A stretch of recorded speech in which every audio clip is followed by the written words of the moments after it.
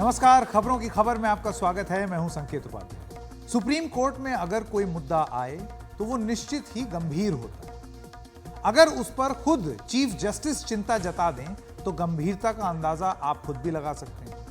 आज कुछ ऐसा ही एक मसले पर सुप्रीम कोर्ट में चीफ जस्टिस DY चंद्रचूड़ की बेंच में सुनवाई चल रही थी। तभी चीफ जस्टिस ने कोर्ट में मौजूद एक वकील को पट्टी लगाए देखा।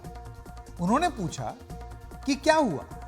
वकील ने कहा कि वो आवारा कुत्तों के हमले से घायल हो गए। सुप्रीम कोर्ट में मौजूद सॉलिसिटर जनरल तुषार मेहता, अब आप सोच रहे हैं कितने बड़े बड़े लोग बात कर रहे हैं, तुषार मेहता ने भी इस मुद्दे की गंभीरता को देखते हुए तुरंत इस पर ध्यान देने की मांग की और स्वतः संज्ञान लेने का आग्रह किया।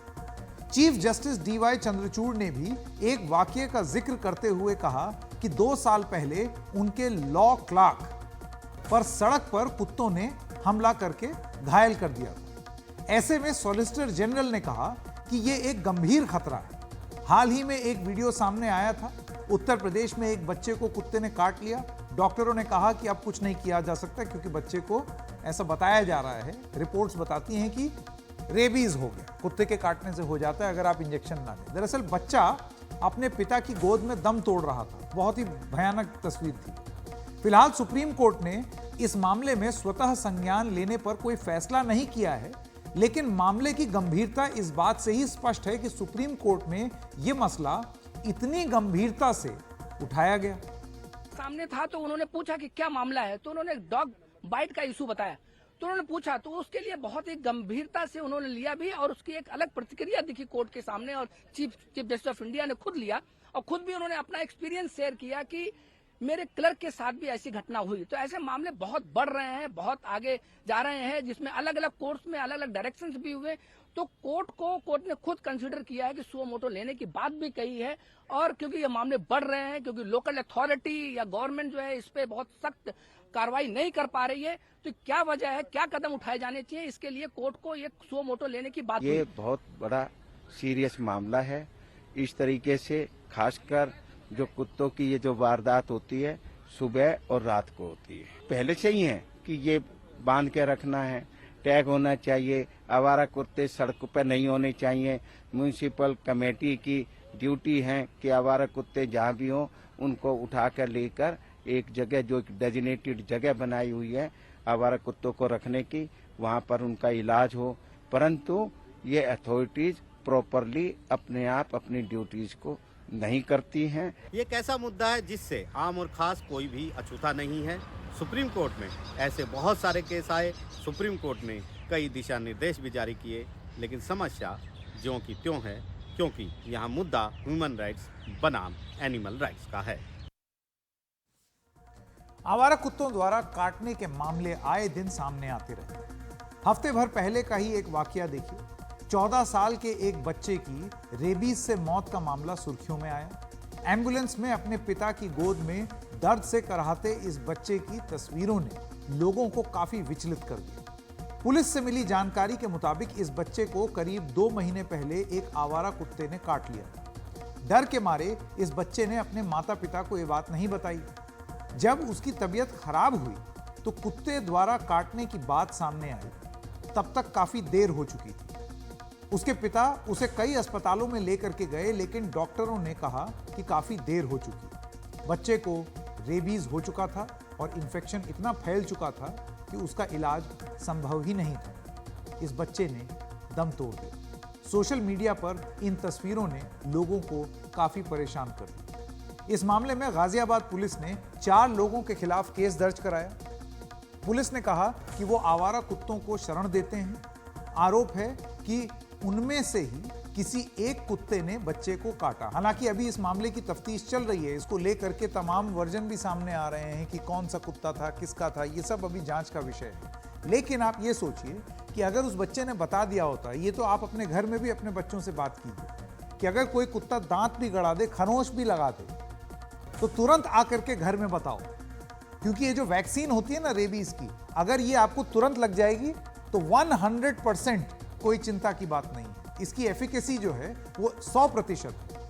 लेकिन अगर आपको ये वैक्सीन नहीं लगी और अगर समय पर ये डिटेक्ट नहीं हुआ और किसी को रेबीज हो गया तो फिर कोई डॉक्टर आपका इलाज नहीं कर सकता, फिर डॉक्टर जो हैं वो वापस भेज देंगे। तो कहां तो एक इंजेक्शन जिससे 100% आप बच सकते हैं और कहां 100% फेटेलिटी यानी कि जान जाने का खतरा। तो आप सोच लीजिए। तो सबसे पहली बात तो अगर कोई कुत्ता कभी दौड़ा ले या काट ले या खरोंच भी लगाए, तुरंत जाइए और रेबीज का अपना एक वैक्सीन या इंजेक्शन लगवा लीजिए, कम से कम आराम रहेगा उससे। शनिवार को दिल्ली के पास हापुड़ में आवारा कुत्तों ने कई लोगों पर हमला बोल दिया। स्कूल जा रही 8 छात्राएं जख्मी हो गईं। कुछ लोगों को इलाज के लिए दिल्ली तक भेजना पड़ा। इससे 2 दिन पहले ही उत्तर प्रदेश के अमरोहा में आवारा कुत्तों से काटने से अलग अलग घटनाओं में 6 बच्चे घायल हो गए। आवारा कुत्तों द्वारा काटने की ऐसी खबरों को ढूंढने निकलेंगे तो हर शहर, हर गली, हर मोहल्ले में आपको इस तरह की खबरें सुनाई देंगी।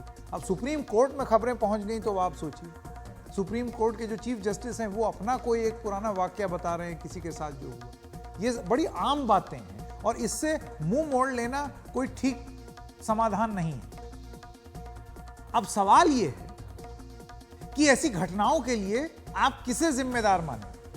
उन कुत्तों को जो गली मोहल्लों में आवारा घूमते रहते हैं। लेकिन जरा आप अपने आप से एक सवाल पूछिए, इनमें इन बेजुबान जानवरों की क्या गलती है? उनको क्या मालूम बताइए? बोल नहीं सकते, कुछ नहीं कर सकते, किसी कारण की वजह से ये हो रहा होगा ना।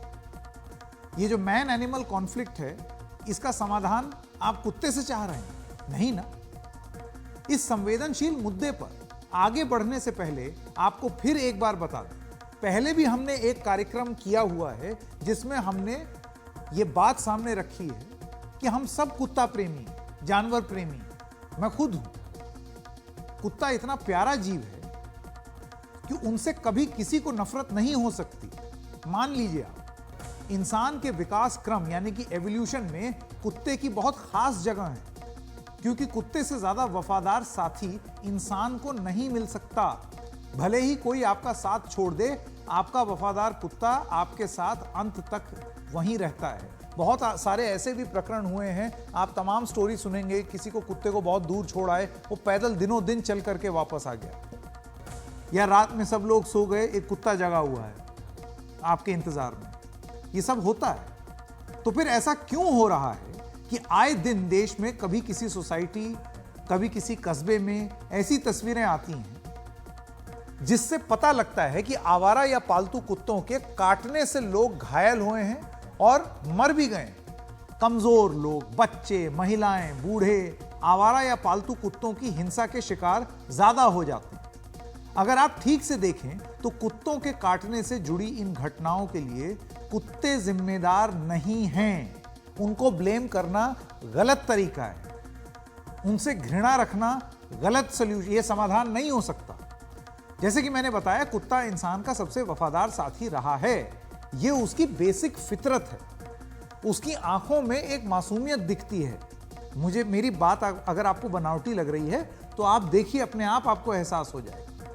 इसी वजह से समाज 2 धड़ों में बटा हुआ है। एक जो ये मानने को तैयार नहीं है कि कुत्ता प्यारा हो सकता है, उनको कुत्ते से नफरत हो गई, और एक दूसरा जिनको कुत्ते की इतनी मोहब्बत है कि वो ये मानने को तैयार नहीं है कि कुत्ता अटैक भी कर सकता है।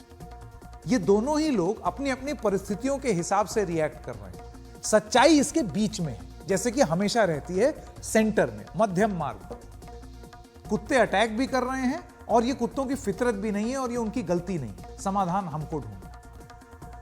एक मासूम जानवर हिंसक कैसे हो जाता है और इसका जिम्मेदार कौन है? कहीं हम ही तो नहीं है। इस पर करेंगे बात, लेकिन पहले कुछ आंकड़ों पर निगाह डाल लेते हैं। दुनिया में सबसे ज्यादा आवारा कुत्ते अपने भारत में हैं। एक ताजा अनुमान के मुताबिक भारत में 6 करोड़ 20 लाख आवारा कुत्ते हैं। आप सोचिए, इतने तो हमारे यहां राज्यों की आबादी नहीं है, इतने आवारा कुत्ते। कुत्तों के काटने से होने वाली बीमारी रेबीज से सबसे ज्यादा मामले भारत में ही आते हैं। यहीं पर भारत में रेबीज के 97% मामले कुत्तों के काटने से ही होते हैं। 2021 में भारत में जानवरों द्वारा काटने के 17 लाख से ज्यादा केस सामने आए, जिनमें सबसे अधिक कुत्तों द्वारा काटने के थे, और ये वो आंकड़े हैं जो रजिस्टर हो गए। सोचिए जो जितने नहीं हुए होंगे वो कितना ज्यादा होगा। अमूमन वो बहुत ज्यादा होता है। मैं एक ऐसे रफ अनुमान नहीं लगाना चाहता हूं क्योंकि आंकड़े नहीं। 2022 के पहले 7 महीने में 14.5 लाख केस सामने आए। भारत में कुत्तों द्वारा काटे जाने की घटनाएं बढ़ने पर पशु कल्याण बोर्ड ने दिसंबर 2022 में एक प्रेस बयान जारी किया। इसके मुताबिक आवारा कुत्तों की तादाद पर काबू पाने के लिए केंद्र सरकार ने 2001 में animal birth control dog rule तैयार किया था, यानी कि ABC कानून। कब आया था? 2001। सोचिए कितनी पुरानी बात, 20 साल से 22 साल हो गए इस बात को, जिसे लागू करने की जिम्मेदारी स्थानीय प्रशासन की थी। अब आप समझ रहे हैं मैं कहां इशारा कर रहा हूं। बहुत आसान है कुत्ते से घृणा करना, कि कुत्ते को मार भगाओ, मेरी कॉलोनी में एक भी कुत्ता मेरी आंखों के सामने नजर ना आए। कैसे हो सकता है? ये मैन एनिमल कॉन्फ्लिक्ट है। ये तो समस्या का समाधान हमें ढूंढना है। समाधान था, 22 साल हो गए, क्या स्थानीय प्रशासन अपना काम कर रहा? अब ये जो एनिमल बर्थ कंट्रोल कानून था, इसके तहत आवारा कुत्तों की तादाद बढ़ने से रोकने के लिए उनके बंध्याकरण, उनके एंटी रेबीज टीकाकरण, इन सब चीजों पर जोर दिया जाना चाहिए था। कुत्ते की एवरेज लाइफ कितनी होती है? 12 साल, 13 साल। अगर एनिमल बर्थ कंट्रोल हो जाता, ये बंध्याकरण हो जाता, तो कुत्ते की पॉपुलेशन अब तक 20-22 साल में ऑटोमेटिकली बहुत कम हो गई होती आवारा कुत्तों की। ऐसा हुआ नहीं हुआ। क्या इसके लिए जिम्मेदार कुत्ते हैं? नहीं, प्रशासन। लेकिन यह देखा गया है कि इस नियम पर नगर निगम या नगर पालिकाएं बिल्कुल ठीक से अमल नहीं करती। हमें इसकी प्रिकॉशन के लिए जो animal welfare board of India है, उसके नीचे जो हम दिल्ली गवर्नमेंट में दिल्ली एडमिनिस्ट्रेशन है, NDMC है, MCD है, जो हम इनको NGO को अप्रूवल देते हैं फॉर ABC प्रोग्राम के लिए। इसमें हमें कुछ चीज क्लियर करनी पड़ेगी। वहां पर प्रॉपर रिकॉर्ड सिस्टम होना चाहिए। जो NGO से हम स्टे डॉग लेके आते हैं, प्रॉपर उनकी कास्टेशन, स्पेइंग होनी चाहिए, और उन्हें प्रॉपरली, उन्हें जब तक वो हेल्दी फिट ना हो, उन्हें वहां से precaution as a veterinary care के अनुसार उन्हें जब वहां से रिलीव करना चाहिए, जो 4 फीट हो जाए, 4 फिल हेल्दी कंडीशन में आ जाए, तो आप उसे उस एरिया में छोड़ के आए जिस एरिया से आपने उस स्टे डॉग को आपने लिया है। और उसका प्रॉपर रिकॉर्डिंग रखने के लिए जो हमारी NGOs करती हैं, वो ईयर नोचिंग करती है। जबकि सेंसर रिकॉर्ड रखने के लिए हमें ईयर नोचिंग के साथ साथ at the time of operation in female is paying, in male is casting, castration में जो है वो हमें ये कि उन्हें प्रॉपरली उनका प्रॉपर रिकॉर्ड होना चाहिए, उन्हें ईयर नोचिंग और टैटोइंग होनी चाहिए। अगर हम ईयर टैगिंग करते हैं तो जब डॉग्स फाइट करते हैं तो उसमें जो ईयर टैगिंग होती है वो कभी कभी रिमूव हो जाती है, और जो जिनके हेयर ज्यादा होते हैं तो उनके यहाँ से रिमूव हो जाती है। सेकंड ये है कि जो हमें दिल्ली गवर्नमेंट में या जो MCD दिल्ली गवर्नमेंट और दिल्ली एडमिनिस्ट्रेशन को, जो गवर्नमेंट हॉस्पिटल है, उनके वेटरनरी को भी ट्रेनिंग देनी चाहिए कि हम कास्टेशन करके, स्पेइंग करके उन्हें ट्रेनिंग दी जाए कि हम उन सेंटरों को भी दिल्ली गवर्नमेंट से अप्रूवल लेते हुए हमें ये देना चाहिए कि वो भी वहां पर स्पेइंग कास्टेशन करें और रिकॉर्डिंग सिस्टम को पूरा रखें। सेंसर रिकॉर्ड करने के लिए हमें टैटोइंग करना बहुत जरूरी है, क्योंकि हमारे क्या होता है कि हम डॉग को स्पेइंग कास्टेशन करने के बाद हम उन्हें ईयर नोचिंग करते हैं, जिससे हम सेंसर रिकॉर्ड मेंटेन नहीं कर सकते। हमें eight the time of operation हमें उनकी डिमार्केशन टैटोइंग करनी चाहिए, उसके नंबरिंग देनी चाहिए। पशु अधिकार कार्यकर्ता और वकील पर्सिवियल बेलेमोरिया का कहना है कि कुत्तों द्वारा काटने की घटनाएं उतनी है नहीं जितनी मीडिया बढ़ा चढ़ा कर दिखाता है। ये एक वर्जन उनका भी है, आइए उनका भी पक्ष जान लें। इसका सॉल्यूशन अगर डॉग पॉपुलेशन को कंट्रोल करना हो, मैंने कई बार बताया है, only solution is animal birth control. Animal birth control करोगे ठीक से तो डॉग पॉपुलेशन की कोई चिंता नहीं रहेगी। ये सॉल्यूशन है। देखिए, जो कुन्नूर में जो कुन्नूर म्यूनिसिपैलिटी ने जो केस फाइल किया है सुप्रीम कोर्ट में कि हमें डॉग्स को कल करना है, उसके बारे में मैं आपको एक चीज मैं बताना चाहता हूँ कि केरला गवर्नमेंट के चीफ सेक्रेटरी ने एक एफिडेविट सुप्रीम कोर्ट को दिया था नवंबर 2016। उस एफिडेविट के हिसाब से केरला गवर्नमेंट ने बताया था सुप्रीम कोर्ट को कि हम एनिमल बर्ड कंट्रोल प्रोग्राम एकदम साफ तरह से मॉडल प्रोग्राम बना के इम्प्लीमेंट करेंगे। आज की तारीख में पता लगा कि कुछ इम्प्लीमेंट हुआ ही नहीं। ठीक है, ये मुकदमा वैसे भी सुप्रीम कोर्ट के सामने चल ही रहा है। ठीक है, तो आपको सॉल्यूशन चाहिए तो एनिमल बर्ड कंट्रोल करिए, और दूसरा कि आप फैक्ट्स चेक करके रिपोर्ट करिए। ये गाजियाबाद केस के मैं बता रहा हूं आपको कि ये जो एफआईआर जो फाइल हुई है वो एक फैमिली है जिसके पेट डॉग है। ये पेट डॉग ने किसी को काटा नहीं। देखिए, अगर कोई डॉग किसी को काटता है और वो डॉग रेबीज है तो डॉग कहीं 5-10 दिन के अंदर अंदर मर जाता है। अभी इस केस में ना तो वो बेचारे लड़के का कोई पोस्टमार्टम हुआ, ना तो आप लोग ने देखा कि डॉग तो अभी जिंदा है। डॉग तो कुछ दिनों में ही खत्म हो जाता है, डॉग जिंदा बैठा है, और आप लोग बोल रहे हैं कि लड़के ने रेबीज की वजह से गुजर गए। ऐसे कैसे हो सकता है? एनिमल बर्ड कंट्रोल सही तरह से होना चाहिए ना, वो नहीं हो रहा। प्रॉब्लम यही है। हम भी बोलते हैं कि देखिए जितने डॉग्स है उतने डॉग्स नहीं रहने चाहिए, लेकिन ये एनिमल बर्ड कंट्रोल के हिसाब से ही ये प्रॉब्लम कंट्रोल होगा, नहीं तो आगे चलते हुए प्रॉब्लम ये कंटिन्यू होगा। तो ये साफ है कि कुत्तों के काटने की जो घटनाएं आए दिन सामने आती हैं उसके लिए कुत्ते जिम्मेदार नहीं है। मैं बार बार ये चीज बोल रहा हूं, बेजुबान जानवर है, किसी परिस्थिति में ये चीज हो रही है, ये एक कॉन्फ्लिक्ट हो रहा है और इसका समाधान हमारे पास था। वो समाधान हम क्योंकि लागू नहीं कर पा रहे हैं, प्रशासन लागू नहीं कर पा रहा है, म्युनिसिपैलिटी लागू नहीं कर पा रही है, इस वजह से ये हमारा रवैया जिम्मेदार है। आपने सवाल पूछा एनिमल बर्थ कंट्रोल के बारे में कि क्यों आपकी म्युनिसिपैलिटी वाले ये काम नहीं कर रहे हैं। हमारी ही वजह से कुत्तों को इस तरह सड़कों पर आवारा घूमना पड़ता है। यही नहीं, कई लोग जो कुत्तों को पालते हैं वो भी अक्सर लापरवाही दिखाते हैं, कई बार उन्हें खुला छोड़ देते हैं। कई लोग अपने कुत्तों को सार्वजनिक जगहों पर टॉयलेट यानी कि सूसू और पॉटी करवा देते हैं। ये आए दिन अपनी सोसाइटी, मैं आपको क्या बता रहा हूं, आप अपनी सोसाइटी के व्हाट्सएप ग्रुप देख लीजिए, आपको लगेगा कि ये तो हाँ अभी आज सुबह ही हुआ था। वो भी खुलेआम होता है, इसको लेकर के लड़ाइयां हो जाती हैं। समाज दो भाग में बटा हुआ है, कुत्ता प्रेमी वर्सेस कुत्ता हेटर। इसके लिए कुत्ते जिम्मेदार हैं या उनके मालिक, आप बताइए। तो गलती हर जगह है और भी इस गंदगी को लेकर अक्सर झगड़ा होता है। तो ये समझना बहुत जरूरी है कि कुत्तों को लेकर इस पूरी बहस के लिए कुत्ते नहीं, हम जिम्मेदार हैं।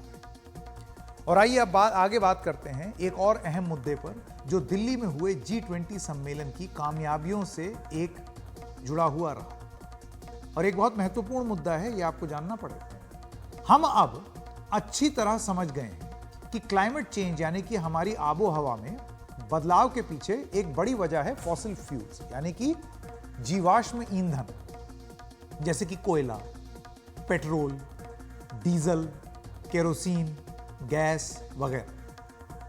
गाड़ियों से लेकर कल कारखानों और घरों तक इनका इस्तेमाल ऊर्जा के लिए होता है। इनके जलने से जो हानिकारक गैसें बनती हैं वो हमारी आबो हवा को जहरीला बना रही है। इस वजह से क्लाइमेट चेंज हो रहा है, इस वजह से मौसम गर्म हो रहा है। धरती के वातावरण को गर्म करती हुई ये जो गैसें हैं वो इस फॉसिल फ्यूल, उसके पीछे एक बहुत बड़ी वजह है। दुनिया के तमाम बड़े मंचों पर हर बार ये चिंता जताई जाती है कि कैसे इन फॉसिल फ्यूल से निजात पाया जाए। तो इसका एकमात्र समाधान है टेक्नोलॉजी। इसी दिशा में G20 सम्मेलन के दौरान एक गठबंधन बना जिसका नाम था ग्लोबल बायोफ्यूल अलायंस। दरअसल हुआ क्या कि G20 की वो चकाचौंध और तस्वीरों और मंडपम में बाकी सारी चीजें तो डिस्कस हुई, रूस यूक्रेन हो गया और वो 83 पॉइंट हो गए, उसी सब के बीच में ये ग्लोबल बायोफ्यूल अलायंस भी हुआ था। ये अपने आप में बहुत बहुत महत्वपूर्ण अलायंस है। इसका मकसद है कि ऐसे बायोफ्यूल्स यानी कि जैव ईंधनों के इस्तेमाल को बढ़ावा देना जो फॉसिल फ्यूल्स पर हमारी निर्भरता कम करे। प्रधानमंत्री नरेंद्र मोदी के साथ अमेरिका के राष्ट्रपति जो बाइडेन, ब्राजील के राष्ट्रपति लूला डी सिल्वा, अर्जेंटीना के राष्ट्रपति एल्बर्टो फर्नांडिस, इटली की प्रधानमंत्री जॉर्जिया मेलोनी और अन्य हस्तियों ने 19 देश और कई और संस्थान उन्होंने शनिवार को इस ग्लोबल बायोफ्यूल अलायंस को लॉन्च किया। नई दिल्ली में ही हुआ था। प्रधानमंत्री मोदी ने कहा कि इस अलायंस का बनना सतत और स्वच्छ ऊर्जा की दिशा में एक बड़ा मील का पत्थर है। अब सवाल यह है कि ये ग्लोबल बायोफ्यूल्स अलायंस का लक्ष्य क्या है, तो आपको यह बता दें। यह अलायंस G20 में भारत के नेतृत्व में की गई एक खास पहल। इसका लक्ष्य है कि आधुनिकतम टेक्नोलॉजी का इस्तेमाल करके दुनिया भर में पर्यावरण के लिहाज से बेहतर बायोफ्यूल्स को अपनाना। इस टिकाऊ जैव ईंधन के इस्तेमाल को बढ़ाने पर जोर दे तमाम देशों के सहयोग से इसके स्टैंडर्ड यानी कि मानक बनाना और सर्टिफिकेशन प्रोसेस को स्थापित करना, इसको ऑल्टरनेट की तरह प्रस्तुत करना, यानी कि एक पेट्रोल मुक्त दुनिया देखना। अब आप सोचिए, आप सुबह उठे, आप गए, आपकी गाड़ी में पेट्रोल कम हो गया, आप गए पेट्रोल पंप और वहां आपने बोला कि अब एक काम करो, मेरी गाड़ी में अल्कोहल डाल दो। अल्कोहल मतलब इथेनॉल, शराब नहीं। तो ये मुमकिन है। अभी क्या होती है? ब्लेंडिंग। ब्लेंडिंग मतलब थोड़ा सा पेट्रोल, उसमें 10% इथेनॉल, यानी कि गन्ना गला करके या पराली गला करके जो आप अल्कोहल बनाते हैं इथेनॉल, वो मिक्स करते हैं। हमारे अभी की गाड़ी के इंजन ये सपोर्ट करते हैं। लेकिन अब ऐसी भी गाड़ियां बन रही हैं जिनमें 100% मतलब पेट्रोल की जरूरत ही नहीं। ब्राजील में हो रहा है। अभी टोयोटा वालों ने अपनी एक इनोवा का उद्घाटन किया, लॉन्च नहीं हुई है, लेकिन वो एक ऐसा इंजन बनाया है उन्होंने जो 100% इथेनॉल से चल सकती है। ये अलायंस जो है बायोफ्यूल से जुड़ी तमाम वैज्ञानिक जानकारियों का केंद्र होगा, जहां इससे जुड़ी पूरी विशेषज्ञता होगी।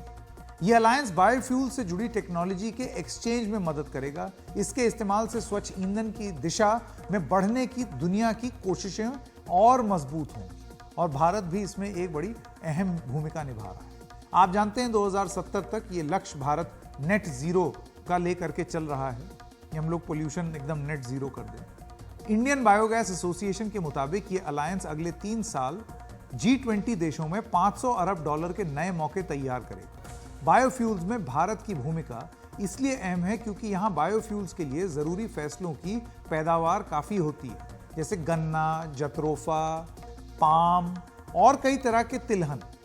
इन सब चीजों से आप इथेनॉल बना सकते हैं और फिर उस गाड़ी में इस्तेमाल कर सकते हैं। लेकिन उसके लिए गाड़ी भी उस लायक होनी चाहिए। ये नहीं कि पता चला आप चले गए और भरवा लिए। भारत क्या बल्कि पूरे दक्षिण एशिया में ये फसलें काफी होती हैं, यानी कि हम ये बना सकते हैं। अब तो गाड़ियां भी ऐसी बनती हैं जो कि 100% इथेनॉल में चले।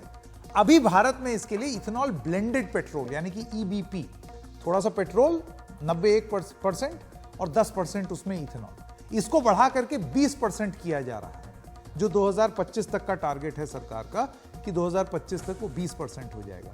और सरकार इस तैयारी में जुटी हुई है कि किस तरीके से ये 20% नहीं, ये सीधे पहुंच जाए 100%। ये हो सकता है, मुमकिन है। ऐसी टेक्नोलॉजी है हमारे पास, ऐसे इंजन गाड़ी में भी बन सकते हैं। अब इंतजार है इंफ्रास्ट्रक्चर तैयार करने का। इन्हीं सब चीजों से जुड़ा हुआ मैंने एक बातचीत की जो पेट्रोलियम मामलों के मंत्री हैं, एम्बेसडर हरदीप सिंह पुरी से। आइए सुनते हैं। नमस्कार, एनडीटीवी की इस विशेष प्रस्तुति में आपका स्वागत है। क्या वाकई एक ऐसी स्थिति आ सकती है कि भारत पेट्रोल मुक्त भारत हो जाए, कि आपकी गाड़ी जो है वो पेट्रोल पे चले ही नहीं, कि उसमें गन्ना गला करके जो इथेनॉल या अल्कोहल बनती है वो गाड़ी उसी से चल जाए? ऐसा थ्योरेटिकली लोग कहते हैं संभव है, विदेशों में कहीं कहीं कुछ हो भी रहा है, लेकिन उस दिशा में लगता है काम शुरू हो गया है। क्या है ये पूरा मसला? इसको लेकर के एक इंटरनेशनल बायोफ्यूल अलायंस भी बना। इस पूरे मसले पर बात करने के लिए हमारे साथ हैं minister of petroleum and natural gas ambassador Hardeep Singh Puri. आपका बहुत बहुत स्वागत। मैं सबसे पहले एम्बेसडर पुरी आपसे सवाल ये पूछना चाहता हूं क्या ये मुमकिन है और कितनी जल्दी कि मैं पेट्रोल पंप पे जाऊं और मैं बोलूं कि भाई मुझे पेट्रोल नहीं डलवाना, मुझे गन्ने से गला हुआ इथेनॉल डालना है और उसी से मैं गाड़ी चलाऊंगा? देखिए, पहली बात तो इस पे काम काफ़ी समय से हो रहा है। आज के दिन भी आप देश भर में 5,000 ऐसे पेट्रोल पंप हैं जहां आप जाएंगे तो आपको E20 मिलेगा। E20 का मतलब है उसमें ऑलरेडी 20% जो एथेनॉल है मिक्स्ड है। वो गन्ने से बना हो या मक्के से बना हो या पराली से बना हो या बम्बू से बना हो, उसके बारे मैं आपको नहीं बता पाऊंगा कि वो सबसे बनेगा। जब माननीय प्रधानमंत्री जी मोदी जी ने दायित्व संभाला 2014 मई की बात कर, उस समय जो सरकार थी उन्होंने भी बड़ी कोशिश की, पर कोशिश के बाद भी टोटल जो एथेनॉल प्रोडक्शन प्रोक्योरमेंट के लिए आया, क्योंकि बाकी आपने बोला कि वो गाड़ी में बन जाएगा, नहीं तो जो एथेनॉल बनता था वो तो दारू बनाने में चला जाता था। अभी भी कई स्टेट्स हैं, जैसे मेरा पंजाब है, वहां पे मुख्यमंत्री जी इसको दारू बनाने में लगा, चिट्ठी लिखता रहता हूं, जो भी उसके अलग उस पर चर्चा करेंगे आपके साथ। बट उस समय हम सिर्फ 38 करोड़ लीटर मिक्स के लिए ले पाते थे।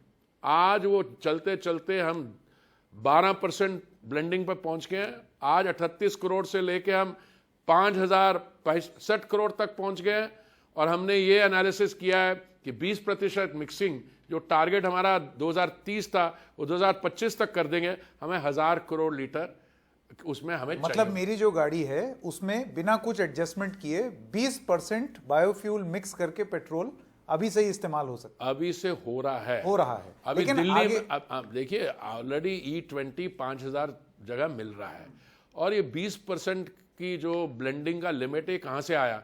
कुछ तो हमारी चिंता थी कि हम पता नहीं कितना एथेनॉल प्रोक्योर कर पाएंगे, पर एक और चिंता थी, वो कह रहे थे कुछ ऑटोमोबाइल मैन्युफैक्चरर कि 20% आप मिक्स करेंगे तो गाड़ी के इंजन में कोई ज़्यादा बदलाव की ज़रूरत नहीं होगी और एफिशिएंसी की भी कोई खास फर्क नहीं होगी। तो पर देखिए, ये टेक्नोलॉजी और ह्यूमन इंजेन्युइटी की जो रेस है, ये बड़ी क्लोज रेस होती है। जब लोगों को लगा कि 20% होने वाला है 1-2 साल में, तो जो मैन्युफैक्चरर हैं उन्होंने फ्लेक्सी फ्यूल इंजन की गाड़ियाँ यहाँ भेजनी शुरू कर दी, और हमारी भी यहाँ स्थिति यही है कि लोगों ने तैयारी करनी। अभी माननीय गडकरी जी के साथ हमने गाड़ी को अनवेल किया, टोयोटा इनोवा, जो आधी चलती है flexi fuel which means ethanol पे, और आधी चलती है इलेक्ट्रिक बैटरी पे। इसका मतलब ये तकनीक है और उसको हम जल्द से जल्द यहाँ पर ला सकते हैं। अब इसमें इससे जुड़ा हुआ, क्योंकि जनता के मन में ये सवाल आएंगे कि मैं पेट्रोल छोड़ करके अपनी गाड़ी में ऐसा क्या डाल दूं और गाड़ी उस तरीके से सक्षम है या नहीं। तो एक सवाल का तो आपने जवाब दे दिया, गुणवत्ता का। एक गुणवत्ता से जुड़ा हुआ सवाल मेरा ये है कि ये जो बायोफ्यूल बन रहा है, ये आप मक्के से भी बनाएंगे, उससे भी बनाएंगे, शुगर केन से। अब इसकी एफिशिएंसी कैसे जांची जाएगी? कोई इसमें एफिशिएंसी की प्रॉब्लम ही नहीं है। आप ऐसे है एफिशिएंसी की जो देखिए, आपको अगर किसी काम में रुकावट डालनी हो तो मैं आपको कई हमारे विद्वान लोग हैं, वो आपको कई चीज़ें बताएंगे, इसमें एक्सेलरेशन काम हो जाएगी, वो हो जाएगी। मैं बताया ना, वो जो फ्लेक्सी फ्यूल इंजन उन्होंने शो किया है, उसमें आप, मैं इथेनॉल की गुणवत्ता की बात कर, नहीं, इथेनॉल से तो कोई प्रॉब्लम ही नहीं है। इथेनॉल द फ्यूल में प्रॉब्लम नहीं होती है, प्रॉब्लम होती है इंजन में। अगर आप एक फ्यूल यूज हो, एक्सेलरेशन उतनी नहीं आएगी। तो मैं बता रहा हूं, उसमें E85 इंजन भी हो, वो E85 का मतलब 85% आप एथेनॉल डालें, और उसकी जो एक्सेलरेशन है नॉर्मल कार में से कोई ज्यादा फर्क होगा ही नहीं, या उसको आउटपेस कर देगी एक्सेलरेशन। एक सवाल और है मैजडर पुरी, वो ये है कि पेट्रोल, डीजल, इन सब चीजों से पोल्यूशन होता है, हम सब जानते हैं, PM 2.5 पार्टिकल बढ़ रहा है। तो इथेनॉल से प्रदूषण पर फर्क नहीं पड़ेगा? मतलब होगी नहीं, हाँ होगी नहीं। अगर आप 20% मिक्स करोगे तो उतने पोल्यूशन कम होगी। देखिए, और 100% अगर हुआ इथेनॉल तो बिल्कुल ही नहीं होगी। तो ऐसा है, आप ग्रीन ट्रांजिशन का मतलब ही यही है, क्योंकि मैंने यही कहता हूं कि जो आपकी ग्रीन ट्रांजिशन होगी, आप नेट जीरो की तरफ जाएंगे, तो आप में इसमें आपके इंपोर्ट बिल में फॉसिल फ्यूल है उसमें कमी होगी। पर इसमें आप सिर्फ यहाँ ये नहीं कर रहे हैं, आप 560 करोड़ लीटर की हम बात करें, आपने डीजल में भी मिक्सिंग शुरू कर दी है। 5% डीजल में मिक्स करेंगे तो उस पर ऑलरेडी हम 100 करोड़ लीटर कर रहे हैं। देखिए, टॉक्सिसिटी कहाँ से आती है? मैं अर्बन अफेयर्स मिनिस्टर भी हूँ, वेहिकुलर ट्रैफिक, अर्बन ट्रांसपोर्ट की देखना है। हमारे जो मेट्रो सिस्टम है टोटली ग्रीन है, ठीक है। अगर आप अपनी fossil fuel using 2 wheeler 3 wheeler 4 wheeler नहीं करेंगे तो अब मेट्रो में जाएंगे, वो ग्रीनरी हो गई। पर उससे अलावा बिल्डिंग से आती है, बिल्डिंग्स में हम ग्रीन टेक्नोलॉजी ला रहे हैं।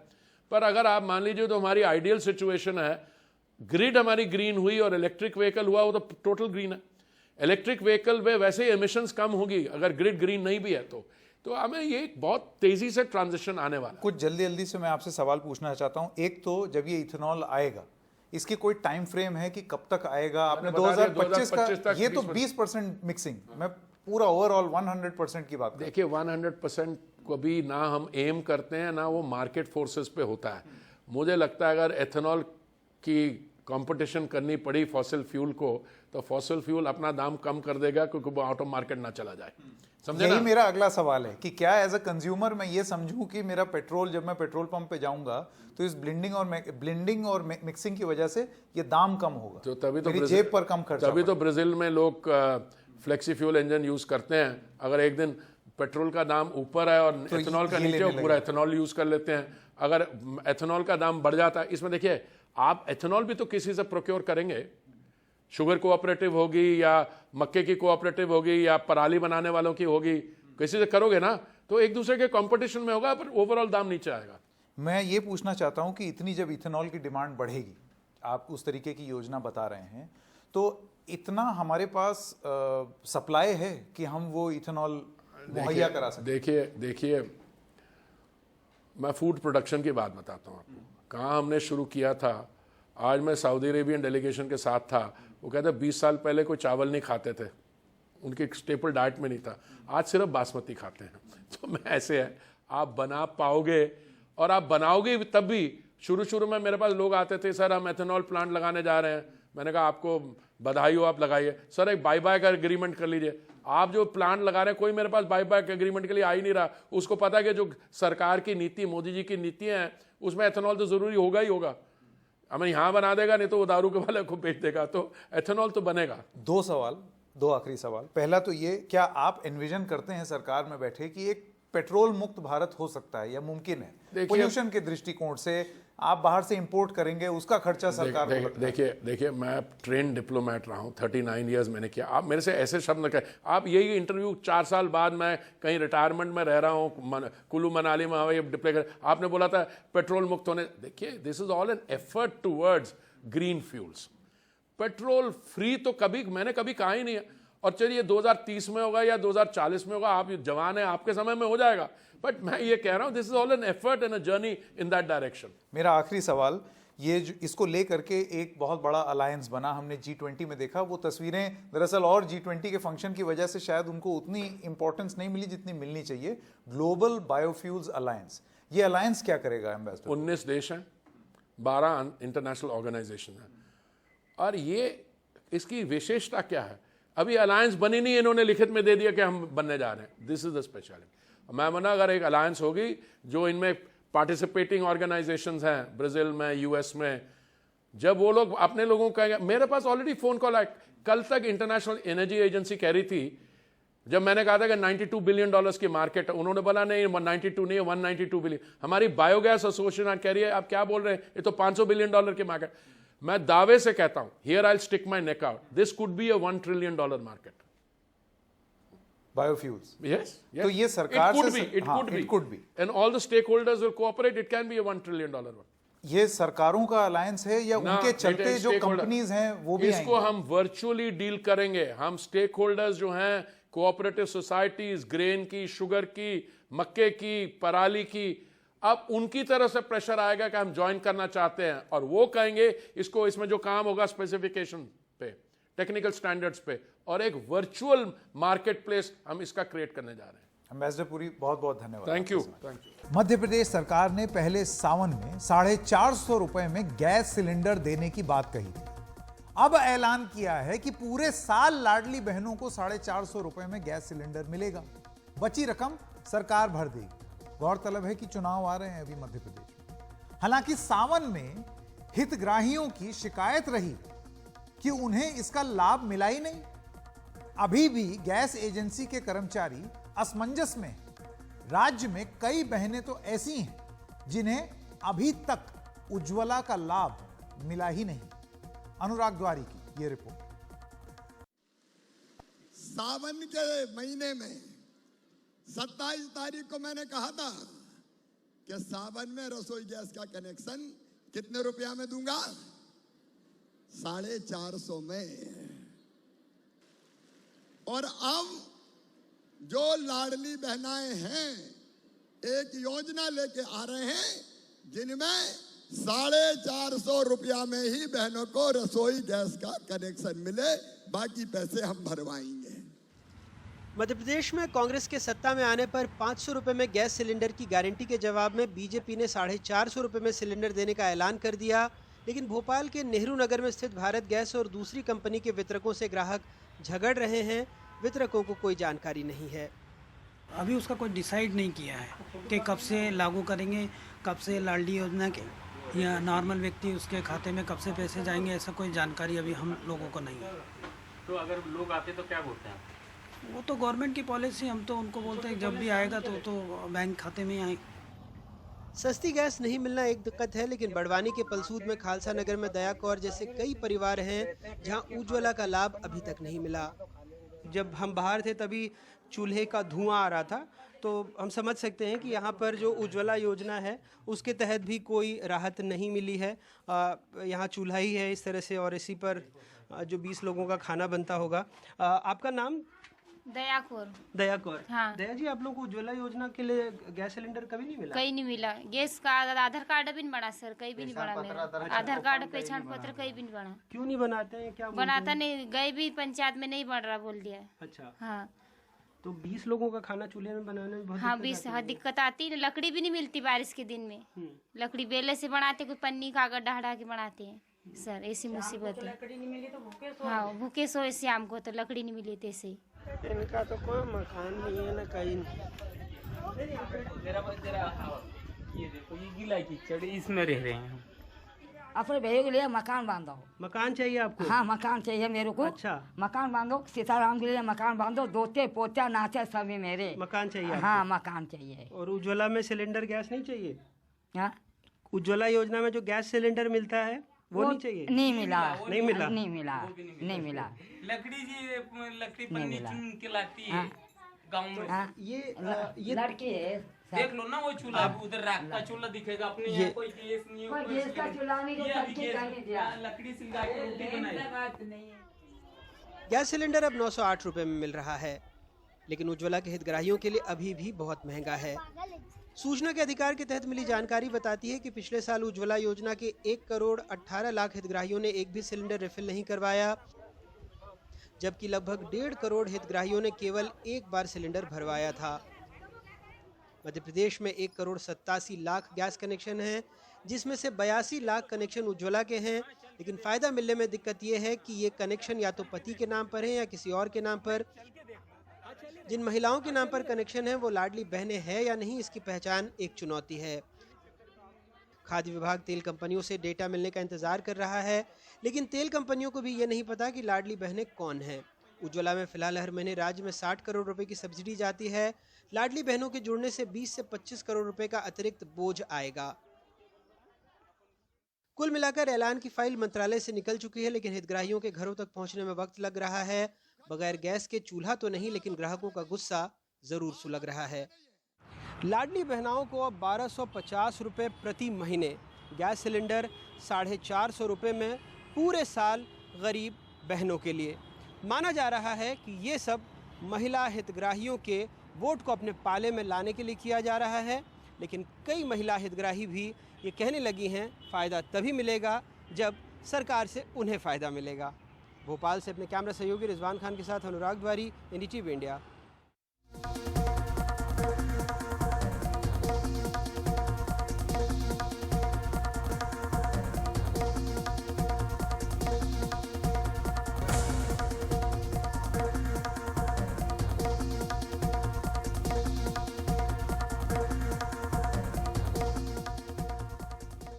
खबरों की खबर में आज इतना ही।